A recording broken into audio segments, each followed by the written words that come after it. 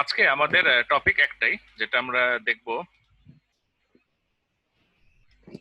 সেটা হচ্ছে commutation in a simple four loop DC machine. Okay, গত ক্লাসে বা তার আগ পর্যন্ত আমরা যে পড়াশোনাগুলো আমাদের হচ্ছিল সেগুলো ছিল সবই একটা সিম্পল সিঙ্গেল লুপ। আপনারা যদি মনে না থাকে, আমি একটু আরেকবার মনে করানোর চেষ্টা করি। এই যে আমরা দেখেছিলাম গত ক্লাসে, দেখেন এটা ছিল একটা সিঙ্গেল একটা লুপ। ওকে, সেই একটা লুপ একটা টুপল মেশিনের মধ্যে রোটেট করানো হয়েছিল এবং আমরা দেখেছিলাম ইএমএফ এর ইকুয়েশন গুলো কি হয়। এবং এটা শেষে আপনাদেরকে বলা হয়েছিল কিভাবে এসি থেকে আমরা আসলে অ্যাকচুয়ালি ডিসি প্রডিউস করি। অর্থাৎ আমি বলেছিলাম বাই ইউজিং দ্য কমিউটেটর। ওকে, তো এখানে যেহেতু একটা সিঙ্গেল লুপ ছিল, সিঙ্গেল লুপে কমিউটেটরটা ছিল আমাদের একটা মানে সিম্পল কমিউটেটর, জাস্ট খালি দুইটা ভাগে ভাগ ছিল। এবং এটার আর একটা নাম আমি বলেছিলাম, যেটাকে অনেক বইতে লেখে বাট এই বইতে কখনো ইউজ করে না শব্দটা, সেটা ছিল স্প্লিট রিং।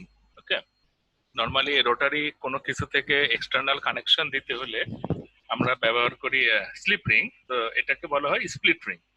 স্প্লিট রিং না বললে নাই, সমস্যা নাই, কারণ স্প্লিট রিং এর তো ব্যবহার নেই আসলে, বিকজ এরকম প্র্যাকটিক্যালি এরকম সিম্পল সিঙ্গেল লুপ কোনো জেনারেটর হয় না, আসলে ডিসি মেশিন হয় না। সো কমিউটেটর বলাটাই ভালো। এই কমিউটেটরের মাধ্যমে আমরা ডিসি করেছিলাম।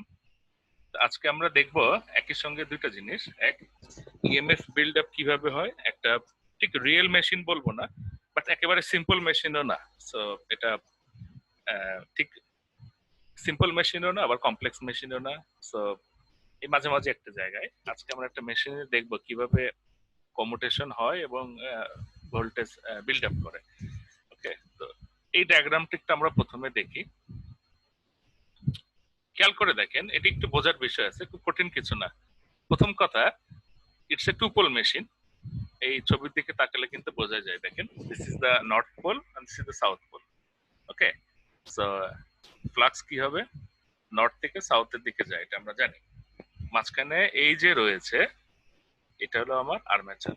ওকে, এবং দেখেন যেহেতু টু পোল মেশিন, তো ইউজুয়ালি আমাদের এখানে ব্রাশ হবে দুইটা। ওকে, এই যে কালো কালো দুইটা এই যে এ এবং সি বরাবর এখন আছে, এটা হলো কি আমার কালো কালো দুইটা, যে এক্স এবং ওয়াই দুটা ব্রাশ। ওকে, আর এই যে এখানে দেখেন এ বি সি ডি, এই যে চারটা ভাগ। ওকে, এই চারটা ভাগ হলো একটা কমিউটেটরের চারটা ভাগ। গত ক্লাসে আমরা আপনাদেরকে বলেছিলাম যে একটা কয়েলে দুইটা মাথা হয়, তাই না? তাহলে সিম্পল একটা কয়েল যদি হয়, তাহলে কমিউটেটরের সেগমেন্ট হবে দুইটা। ওকে, তাহলে দেখেন আজকে আমাদের এখানে কয়েল রয়েছে চারটা, আমি বলে দিয়েছি ফোর লুপ। ওকে, সেটা কয়েলের কতখানি কি এত ডিটেলস দরকার নাই আমাদের, জাস্ট ফোর লুপ, চারটা লুপ হবে আর কি, ঠিক আছে? তাহলে চারটা লুপ হলে আমাদের এখানে কমিউটেটর সেগমেন্ট হওয়ার কথা ছিল কত? আপনাদের মনে হতে পারে তাহলে তো স্যার আটটা দরকার ছিল। ওকে, আসলে আটটা দরকার নাই, কারণ আমরা একই সেগমেন্টে দুইটা কয়েলের মাথা কানেক্ট করতে পারি। এবং এখানে আরেকটা জিনিস উল্লেখ্য, খেয়াল করে দেখেন যে একই স্লটে দুইটা কয়েলের কয়েল সাইড গেছে আর কি। ওকে, এখানে দেখেন যেমন একের একটা, তিনের একটা গেছে আর কি। ওকে, এটা আমি একটু আরো ব্যাখ্যা করে বলতেছি। তো এটা একটা আমাদের প্র্যাকটিক্যালি ওয়েন্ডিং যেভাবে মানে স্থাপন করা হয় কন্ডাক্টর গুলোকে, তার একটা প্র্যাকটিক্যাল কেস, এটাকে বলা হয় ডাবল লেয়ার ওয়েন্ডিং। অর্থাৎ একটা স্লটে দুইটা কয়েলের অংশ যাবে একটা স্লটের মধ্যে, এটা হলো আমাদের ডাবল লেয়ার ওয়েন্ডিং। এবং এরকম ওয়াইন্ডিং এর বিভিন্ন ক্লাসিফিকেশন রয়েছে, আমরা সামনে সেটা দেখবো, আজকে দেখবো না। তো একটু একটু আমরা বোঝার চেষ্টা করি কয়েল সাইড গুলা কোথায় কোথায়। ওকে, তো দেখেন এখানে দুইটা কয়েল দেখতে পাচ্ছেন, এখানে দুইটা, এখানে দুইটা, এখানে দুইটা, এগুলোকে বলে কয়েল সাইড। অর্থাৎ একটা কয়েলের দুইটা সাইড হয়, আমরা জানি। ওকে, এই ডায়াগ্রামে পরে আসি। তো দেখেন এই যে এখানে লেখা দেখেন ওয়ান, আবার এখানে লেখা দেখেন ওয়ান প্রাইম, এখানে ডট এবং এইখানে ক্রস। ওকে, ডট এবং ক্রস এর মানেটা আপনারা এতদিনে বুঝেন। ওকে, তাহলে দেখেন এক নাম্বার কয়েলের শুরুটা কোথায়, শুরু যদি আমি ধরি, দেখেন এক শুরু হয়েছে কমিউটেটরের সেগমেন্ট এ থেকে, এই স্লটের ভেতর দিয়ে কাগজের ভিতরে ঢুকে গেল, তাই না? সোজা ঢুকে গেল, ঢুকে পেছন দিয়ে আবার কোন দিক দিয়ে আসলো দেখেন, এই স্লট দিয়ে বের হলো। ওকে, ওয়ান প্রাইম এই যে এদিক দিয়ে বের হয়ে আসলো, এসে কমিউটেটরের সেগমেন্ট বি তে কানেক্টেড হলো। ওকে, তাহলে তো দেখেন তার কাজ কিন্তু কমপ্লিট। ওকে, একটা কয়েল কমিউটেটর সেগমেন্ট, দুইটা সেগমেন্টে দুই মাথা লেগে গেল আর কি, ঠিক আছে? তাহলে দেখেন কমপ্লিট। সিমিলারলি 2 নম্বর কয়েল, এই যে দেখেন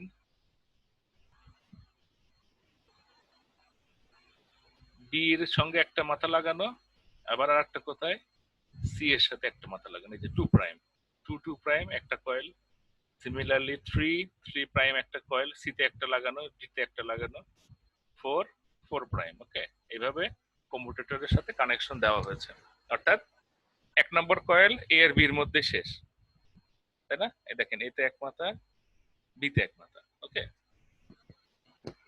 তো সবসময় যে এভাবেই পরপর দুইটা সেগমেন্টে লাগানো থাকতে তা না, এটাকে বলা হয় কমিউটেটর পিচ। এই দুই কয়েলের মাঝখানে যে কয়টা সেগমেন্ট পার হয়, তো সেটা আমরা পরে আবার দেখবো। আজকে আমরা এটুকুই দেখি। তাহলে এটুকু আশা করি বুঝতে কোনো সমস্যা নাই। It's simple four loop winding, যেখানে দেখেন যে অলওয়েজ, আবার এখানে আবার একটা ব্যাপার রয়েছে, আমাদের ডিসি আর্মেচার এমন ভাবে আমরা ডিজাইন করব যেন আইডেন্টিক্যাল হয়, ঠিক আছে? একটা দেখেন আইডেন্টিক্যাল ব্যাপার ধরতে পারেন কিনা, দেখেন প্রতিটা ওয়াইন্ডিং এর, যেটা হলো আমি নর্মাল সংখ্যা দিয়ে প্রকাশ করেছি, সেটা দেখেন স্লটের বাইরে আছে। দেখেন 1 যেমন স্লটের উপরের অংশে, 2 যেমন স্লটের উপরে, 3 যেমন স্লটের উপরে, 4 যেমন স্লটের উপরে। প্রাইম গুলো দেখেন 1 প্রাইম কোথায়, এই যে দেখেন নিচের পার্ট, মানে স্লটের নিচের অংশে আছে। Similarly 2 prime, 3 prime, 4 prime. Okay, আমরা কখনোই একটা যদি 1 উপরে দেই, ওকে, 1 প্রাইম কে উপরে দিলাম, তাহলে আর একটা তো নিচে পড়ে যাবে, তাই না? এরকম করবো না, আইডেন্টিক্যাল করবো আর কি। ওকে, ইটস এ কমন প্র্যাকটিস। এখন তাহলে দেখি এই আর্মেচারে কিভাবে ইএমএফটা কিভাবে আসবে এবং কিভাবে কমিউটেশনটা ঘটে। তো সাধারণত যখন আমরা ডিসি মেশিনে, সামনে আরো দেখবেন, আমরা যখন আর্মেচার পড়ব এইরকম ভাবে আমরা ড্র করব। ওকে, এই ছবিটা দেখে আজকে আপনারা কনফিউজ হয়ে যান না, this is very simple connection. Okay, এখানে রিপিটেশন আছে আর কি। দেখেন এটা আঁকানোর নিয়মটা খুব সহজ। আমরা যখন আমার যখন আন্ডারগ্রেড ছিল তখন আমরা এগুলো আঁকতাম। এখনো এগুলো আঁকা কি হয় কিনা আমি জানি না, বাট আমরা ডেফিনেটলি এটা একটু প্র্যাকটিস করতেই পারি। ওয়াইন্ডিংটা কিভাবে বসানো যায়, ওকে, এবং এই ওয়াইন্ডিং আঁকানোর একটা কারণ রয়েছে আর কি, ঠিক আছে? এসি মেশিনে এটা আমাদের এত ইম্পর্টেন্ট ছিল না, বিকজ এসি মেশিন আমরা এমনি এমনি বুঝতে পারি আসলে এটা কিভাবে দেওয়া আছে। তো ডিসি মেশিনে আমাদের যখন আমরা আর্মেচারের ওয়াইন্ডিং দেখবো, দুই ধরনের ওয়াইন্ডিং হয়, ল্যাপ ওয়াইন্ডিং বা ওয়েভ ওয়াইন্ডিং। তো এগুলা এই ডায়াগ্রাম দেখলে ক্লিয়ার হয় আসলে যে কিভাবে ওয়াইন্ডিং গুলা গেছে। ওকে, তাহলে দেখেন এখানে মোট কয়েল রয়েছে 4টা। ওকে, 4 লুপ, পোল 2টা। তো আপনি আগে কাগজের মধ্যে নর্থ সাউথ 2টা বসাই দেন, এবং 2টা পোল বরাবর 2টা আমার এই যে ব্রাশ এক্স ওয়াই 2টা ব্রাশ এখানে আপনি বসাই দেন। ওকে, এই পোল বরাবর, ঠিক এন বরাবর একটা, এস বরাবর একটা, এই 2টা কিন্তু রিপিটেশন। হ্যাঁ, তো আমি এটা স্লাইডে লাস্টে আবার দেখাবো যে আমরা আসলে চাইলে এই 1 2 3 4 দেখানোর পরে এই অংশ এবং এই অংশ বাদ দিয়ে দিতে পারি। হ্যাঁ, এটা আপনাদের বোঝানোর জন্য করা হয়েছে। সো কিভাবে হবে দেখেন, এখানে দেখেন নর্থ পোল ফেস বরাবর কোন ওয়াইন্ডিং গুলো রয়েছে, অর্থাৎ ওয়াইন্ডিং বললে ভুল হবে, এগুলোকে আমরা এখন বলবো কন্ডাক্টর। ওকে, একটা কয়েল, একটা কয়েলের 2টা আপনার হাত থাকে, তাই না? মানে 2টা সাইড থাকে, 2টা কয়েল সাইড, এক একটাকে আমরা কন্ডাক্টর বলবো। সো দেখেন কন্ডাক্টর 1 2 3 প্রাইম 4 প্রাইম, এটা আছে আমার নর্থ পোল ফেস এইখানে, তাই না? এই পজিশনে আর কি, ঠিক আছে? তাহলে দেখেন এখানেও তাই আঁকা হয়েছে 1 2 3 প্রাইম 4 প্রাইম। ওকে, এবং সাউথ ফেসে কোনগুলো আছে 3 4 1 প্রাইম 2 প্রাইম। তাই দেখেন এই যে 3 4 1 প্রাইম 2 প্রাইম। তাহলে প্যাটার্নটা কি দেখেন, এটা আপনারা সামনে পড়লে বুঝবেন। এটা আসলে ওয়েভ ওয়াইন্ডিং আঁকানো হয়েছে। এক এক দেখেন এইখান থেকে সোজা গেল যে এই যে 1 প্রাইমের শেষ হয়ে কমিউটেটর সেগমেন্ট কোথায় লাগলো, বি তে। শুরু হয়েছিল কোথায়, এই যে এ। ওকে, এই কারণেই দেখেন এই পাশের এই এক্সট্রা ছবিগুলো আঁকানো হয়েছে কমিউটেটরটাকে দেখানোর জন্য। ওকে, এই ছবি দেখে আপনারা ভেবে নিন না যে এই মেশিনে মনে হয় ব্রাশ চারটা। ওকে, ব্রাশ কিন্তু আসলে চারটা না, ব্রাশ দুইটাই, এবং কমিউটেটর সেগমেন্ট ওই চারটাই। হ্যাঁ, ওকে, এগুলো একটু সাইডের ছবিগুলো দিলে জিনিসটা ভালো মতো বোঝা যায়। দেখেন এ থেকে শুরু হইলো এই যে ওয়ান ওয়ান ওয়ান প্রাইম, এই যে বিতে শেষ, এভাবে বাকিগুলি যাবে আর কি। তো মেইন অংশ আসলে, ছবির অংশ আসলে এই যে নর্থ এবং সাউথ, এইটুকুই দিলে আপনি আর্মেচারটা বুঝতে পারবেন। ওকে, আশা করি কোনো প্রবলেম হবে না।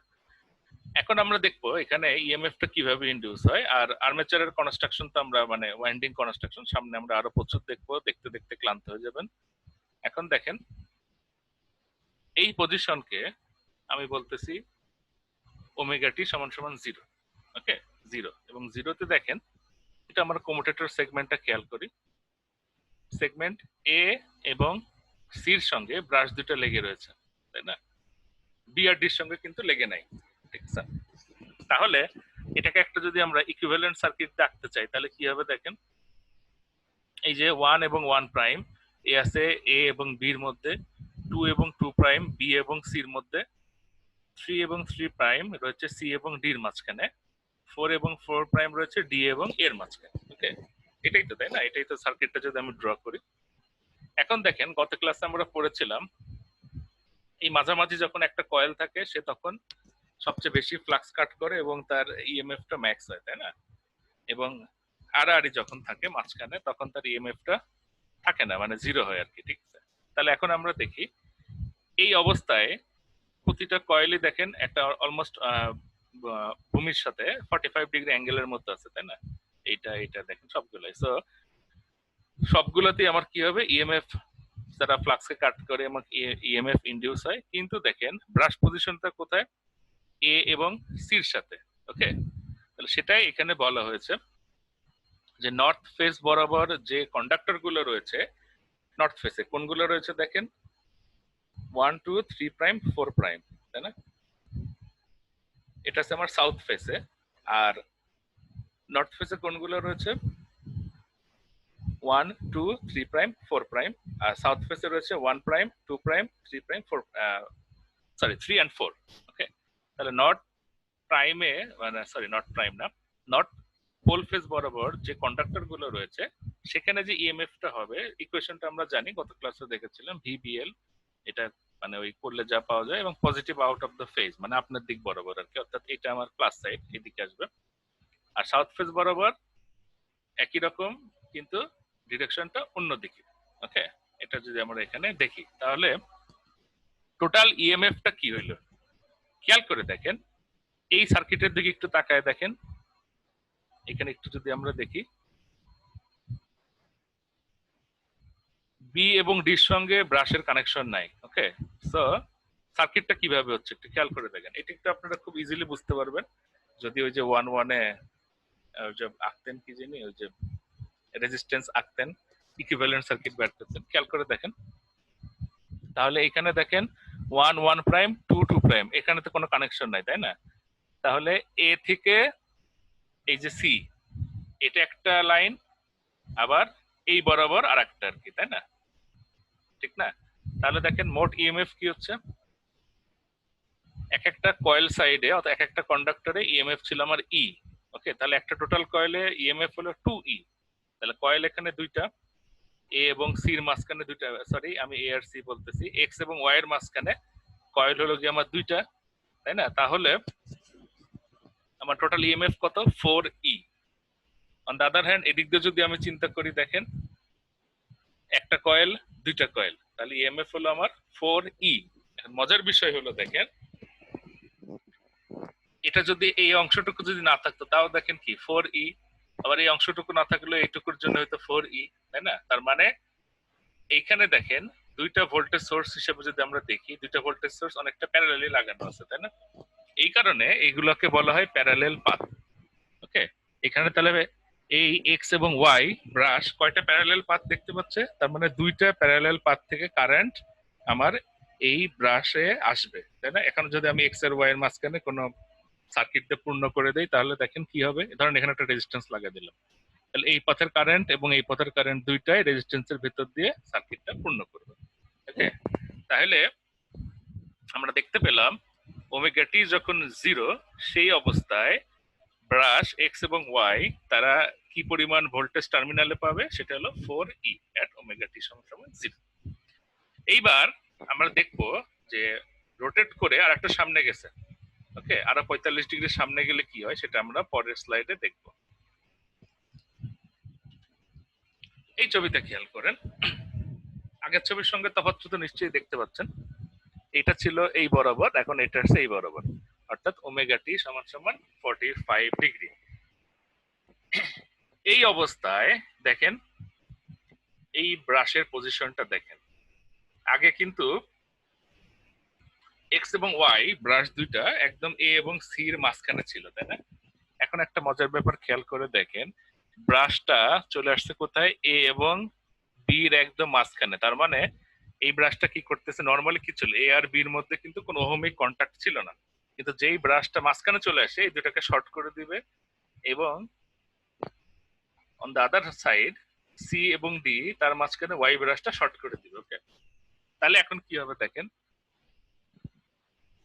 এই কয়েল যেটা কয়েল 1 প্রাইম, মানে 1 নম্বর কয়েল যেটা, সেটা দেখেন পুরাই শর্টেড, এবং অন দ্য আদার সাইড 3 নম্বর কয়েলটা পুরাই শর্টেড। ওকে, তাহলে এই অবস্থায় ব্রাশ এক্স এবং ওয়াই সে কি ভোল্টেজ পাবে, কয়েল 2 এবং 4 এর যে ভোল্টেজটা হয় সেটা কি হয় দেখেন, 2E, এখানেও এটার জন্য 2E, তাই না? তাহলে সেটাই হচ্ছে আমার 45 ডিগ্রি পজিশনের কারণে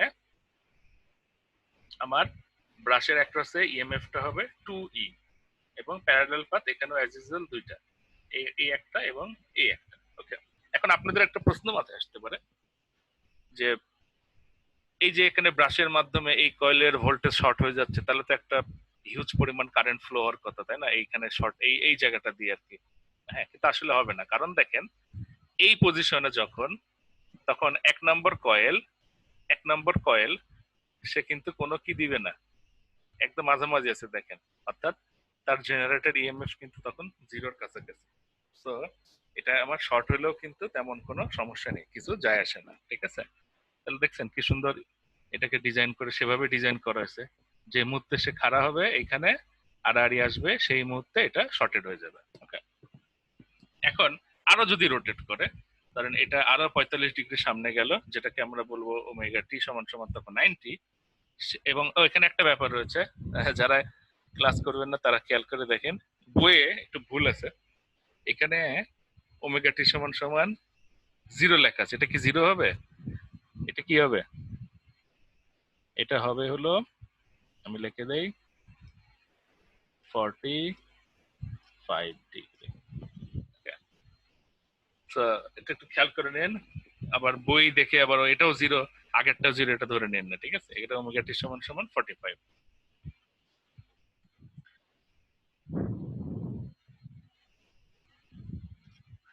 ওয়েল, আরো সামনে যদি যায় 90, তখন দেখেন এই পজিশনে আসলো, আগে এই কয়েলটা ছিল এই মাঝ বরাবর, এখন আরো এই বরাবর আসলো। ওকে, এখানে আসলো, দেখেন সার্কিটটা হবে আবার এরকম। এবং মজা দেখেন, এর আগে এক্স এবং ওয়াই কমিউটেটরটা এ আর সি এর মাঝখানে ছিল, তাই না? এখন একদম বি আর ডি এর মাঝখানে চলে আসছে, তার মানে কি সম্পূর্ণ রিভার্স হয়ে গেছে। ওকে, সম্পূর্ণ রিভার্স। কিন্তু দেখেন, যেহেতু এই নর্থ পোল বরাবর যে কয়েলগুলি যায়, সে তার যে দিক হয়, এবং সাউথ পোল বরাবর যেগুলো থাকে তার উল্টা হয়। তো এ যখন রিভার্স হয়েছে, রিভার্সে আমরা কি হচ্ছে দেখেন, এই কমিউটেটর হওয়ার কারণে আমি কিন্তু সেই কয়েলের যে পজিটিভ যেটা, সেই দিকটাই কিন্তু আমি নিচ্ছি। ওকে, তার কিন্তু সে যদি সাউথ ফেসে থাকতো সেটা কিন্তু তখন আমি নিচ্ছি না। একটা কন্ডাক্টর যখনই নর্থ ফেস ত্যাগ করে সাউথে যাচ্ছে, তখন কিন্তু ব্রাশের পজিশনও চেঞ্জ হয়ে যাচ্ছে। এজ এ রেজাল্ট এই ব্রাশে আমি অলওয়েজ পজিটিভ, যেটাকে আমি পজিটিভ বলেছি সেখানে পজিটিভ ভোল্টেজটাই পাচ্ছি, যেটা নেগেটিভ সেটা কিন্তু নেগেটিভই পাচ্ছি আর কি। ওকে, অর্থাৎ এটা গত ক্লাসে আমরা দেখেছিলাম সিম্পল লুপের ক্ষেত্রে যে কিভাবে একটা অল্টারনেটিভ ওয়েভ শেপকে আমরা এই ডিসি তে পরিণত করি। ওকে, তো সিমিলার সেরকম ওমেগা টি যখন 90 ডিগ্রি, এই অবস্থায় দেখেন বি এবং ডি এই বরাবর ব্রাশের পজিশন। অ্যাজ এ রেজাল্ট আমার অ্যাজ ইউজুয়াল ব্রাশের অ্যাক্রসে ভোল্টেজ হবে 4E। অ্যাজ ইউজুয়াল আমার সেই যে দুইটা প্যারালাল পাথ রয়েছে। ওকে, তো এটাকেই আসলে বলা হয় যে কমুটেশন। ওকে, তো সেটাই লাস্টে সামারিতে লেখা হয়েছে। Commutation is the process of switching the loop connections on the rotor of a DC machine just as the voltage in the loop switching polarity. Okay, অর্থাৎ একটা ভোল্টেজ যদি পোলারিটি সুইচ করতো সেটাই, অর্থাৎ আমি অলওয়েজ একমুখী যে ভোল্টেজ গুলো সেগুলো একদিক থেকে নিব in order to maintain an essentially constant DC output voltage। এবং আজকে আমরা এখানে দেখলাম ইন এ নাটশেল যদি আমি দেখি,